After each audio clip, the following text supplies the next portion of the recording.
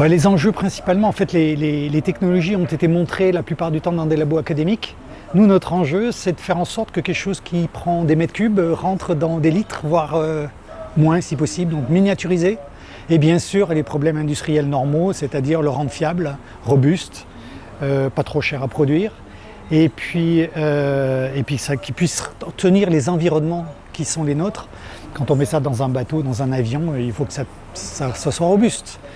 Un démonstrateur de labo, ce n'est pas vraiment le cas. Donc voilà. Il y a des exemples qui ne sont pas forcément très, on va dire industriels, mais qui sont très parlants.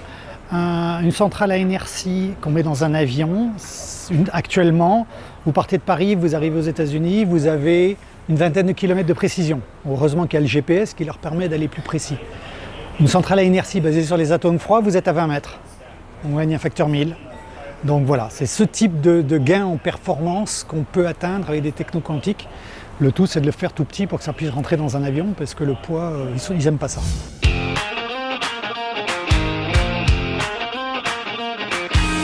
L'avantage, c'est qu'on a un peu toute la communauté qui se réunit, qui présente un peu où ils en sont. On a quand même en France une communauté très active, que ce soit académique et industrielle, avec de nombreuses startups, quelques grands groupes. Et c'est vraiment une occasion pour nouer des liens, avoir des idées de projets ensemble, éventuellement des projets collaboratifs financés, et surtout pour qu'il y a vraiment cette communauté qui se connaisse et puisse s'aider. Et donc c'est une des raisons pour laquelle on est là, bien sûr pour l'image aussi, présenter un peu ce qu'on fait.